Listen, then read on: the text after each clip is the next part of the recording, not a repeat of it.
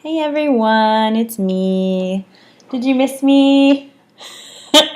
Sorry, I was away for a couple of weeks and I neglected to do my Friday Ask Me Anything question. Our family recently traveled to Maui, Hawaii for a vacation, which was lovely and we really enjoyed ourselves.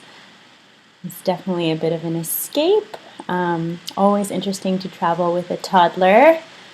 I think that I may have made my husband almost break his back carrying around our car seat all over the island. Anyways, I decided that I would answer a question that Brittany asked me 2 weeks ago because it's completely applicable to me right now. And that was, do you have any advice for changing time zones with your baby, preparing them for travel, or helping them adjust when they return back home?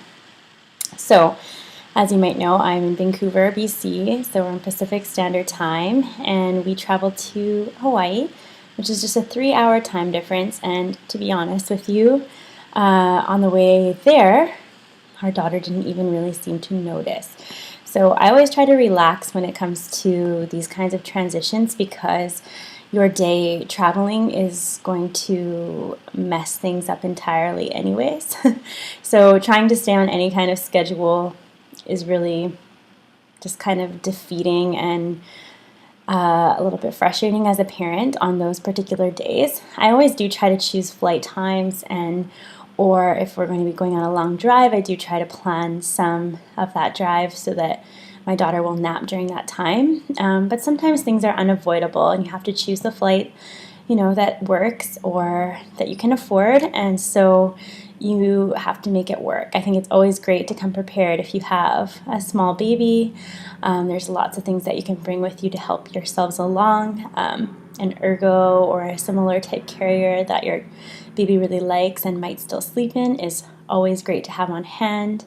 I know some people suggest bringing your nursing pillow right on the plane with you if your little one might sleep on that on your lap.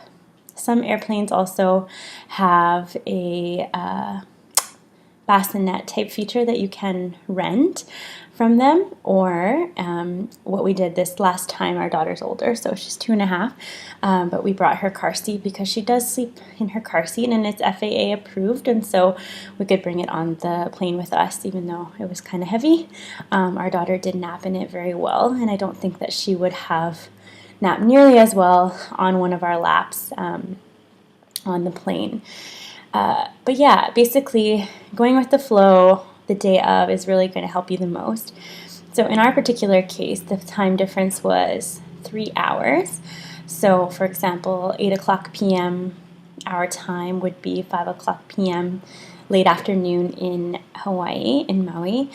And so when we arrived, we just kept our daughter up to her regular bedtime. So we started preparing her for a 7:30 p.m. bedtime Hawaii time, and she didn't even seem to notice, but she is a little bit older, and so that wasn't really that challenging for her, and she also had a late afternoon nap that day driving from the airport to the hotel, and so it all seemed to flow really nicely. She slept very well. She did wake up around her regular Vancouver wake-up time, as I believe her biological clock would be set to wake up at that time. But luckily for us, we just kept the room extremely dark, which is always nice and quite easy to do in hotels. We were sharing a room with her, and so we reminded her with her key phrase that it was still time for sleep. Kept the white noise running, minimal intervention from us, and just kept things all business as we usually do through the night in any of our responses to her. And luckily for us, she returned right back to sleep and woke up at 7 o'clock a.m. Hawaii time. So the way there was super easy. I really, Really was not much of a struggle at all. So I felt really lucky about that because it hasn't always been that way. When our daughter was 6 months, we also traveled to Maui, and she woke up at 4 o'clock in the morning because that would have been 7 o'clock a.m. Vancouver time. My husband and I were exhausted from traveling with her, and we got up with her because we were a little bit less experienced parents at that time. And with a 6-month-old baby, there is not much you can do to convince them to sleep sometimes when they don't know what's going on in their little bodies. And so we went for a 4 a.m. stroll on the beach, basically. And I won't really forget that. It was a memorable holiday memory. Usually when you travel time zones with a baby that small, they will adjust within 2 to 3 days, no matter what you do. My best advice is always to try to go with the schedule of the place that you are as soon as possible. But in some cases, you just have to be flexible and try to live in the moment and enjoy that moment, even if it means 4 a.m. You're waking up with a tiny baby and strolling with them on the beach. But as soon as you're able to, try to get them onto their regular nap schedule with the regular timing of your new location is going to help you the most in the long run. Now, returning home with our 2.5-year-old was a little bit different story.